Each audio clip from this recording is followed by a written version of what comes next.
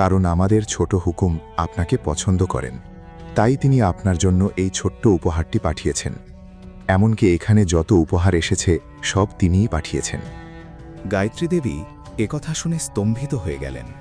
গীতা আর অনিলও নিজেদের চোখ কানকে বিশ্বাস করতে পারছিল না। তবে সবচেয়ে বেশি অবাক হয়েছিল অবনী, কারণ যে মানুষটি তার জন্য এত দামি উপহার পাঠিয়েছেন তাকে সে কোনোদিন দেখেইনি। আমি কিছুই বুঝতে পারছি না, আসলে কে আপনাদের এই ছোট হুকুম? এই প্রশ্ন শুনে মুন্সিজি আর গৌতম একে অপরের দিকে তাকাতে লাগল। কিন্তু গৌতম তখনই ইশারায় নিজের পরিচয় প্রকাশ করতে নিষেধ করে দিল। মুন্সিজি তখন অবনীকে বললেন, সময় হলে আপনি নিজেই সব জানতে পারবেন। এখন আমি আপনাকে কিছু বলতে পারবো না, এবার আমাকে যেতে হবে। এই বলে মুন্সিজি দ্রুত সেখান থেকে বেরিয়ে গেলেন। অবনী এক মুহূর্তের জন্য স্তব্ধ হয়ে দাঁড়িয়ে রইল। তার সামনে এমন এক সত্য ছিল যা সহজে মেনে নেওয়া সম্ভব ছিল না। কিন্তু ঠিক 1 বছর পর এই সত্যেরই মুখোমুখি হতে হবে তাকে।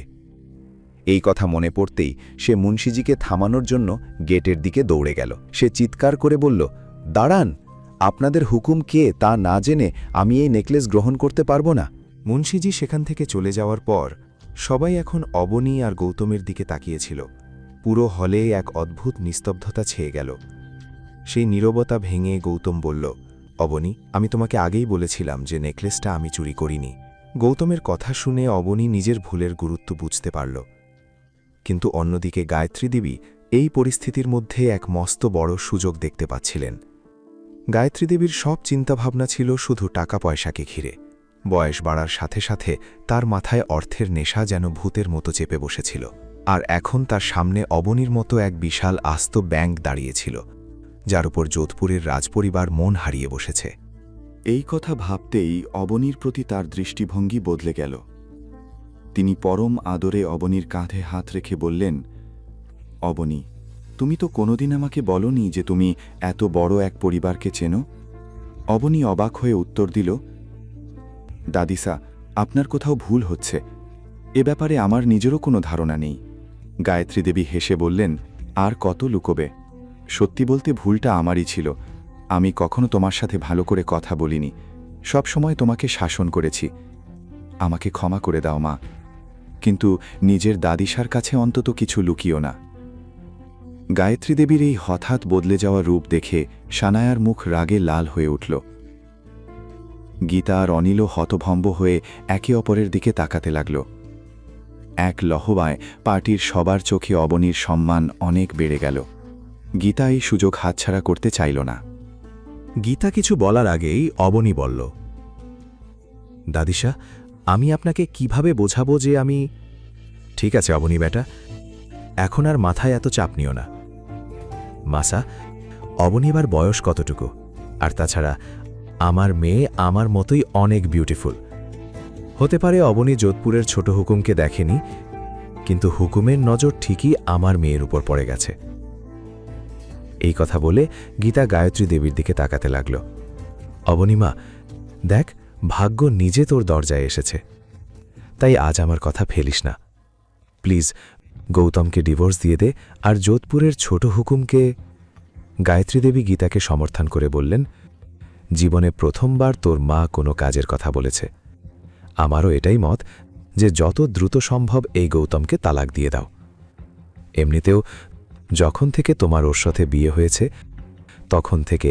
এই বলে তিনি গৌতমের কাছে গিয়ে তার চোখের দিকে তাকিয়ে ঘৃণাভরে কিছু বলতে যাচ্ছিলেন, কিন্তু অবনী আর সহ্য করতে পারল না। সে ঠিক সেই মুহূর্তে গৌতম আর গায়ত্রী দেবীর মাঝখানে গিয়ে দাঁড়াল। ব্যাস দাদিসা, এবার গৌতমের কোনো দোষ ছিল না। তা সত্ত্বেও আপনারা ওকে অনেক আজেবাজে কথা শুনিয়েছেন, কিন্তু আর নয়, আমি গৌতমকে ডিভোর্স দেব না। অবনীর চোখে নিজের জন্য এমন রাগ দেখে গায়ত্রী দেবী স্তম্ভিত হয়ে গেলেন। আজ পর্যন্ত পরিবারের কেউ তার মুখের ওপর কথা বলার সাহস দেখায়নি। তিনি চিৎকার করে বললেন, এইটুকু মেয়ের এত সাহস যে আমার মুখের ওপর কথা বলছিস? ভেবেছিলাম তোর কিছুটা বুদ্ধি আছে, কিন্তু দেখছি তোর মাথাও তোর বাপের মতোই একদম খালি। আর নিজের স্বামীর জন্য যদি এতই দরদ থাকে, তবে বিয়ের পর কেন পেছনে আশিক লাগিয়ে রেখেছিস? পরকিয়া করার আগে অন্তত বংশের সম্মানের কথা ভাবতিস। গায়ত্রী দেবী একের পর এক তপ্ত বুলেটের মতো তিক্ত কথা বর্ষণ করতে লাগলেন। অবনীর চোখের কোণ ভিজে উঠল। গৌতম অবনীকে এই অবস্থায় দেখে স্থির থাকতে পারছিল না। অনিল আর গীতাও এই কথায় ভীষণ আঘাত পেল। অনিল এগিয়ে এসে অবনীর কাঁধে হাত রেখে বলল, মাসা, অনেক হয়েছে, এর চেয়ে বেশি আমি আর শুনতে পারব না। আমরা যদি আপনার চোখে এতই খারাপ হই তবে আমাদের এখানে থাকা উচিত নয়।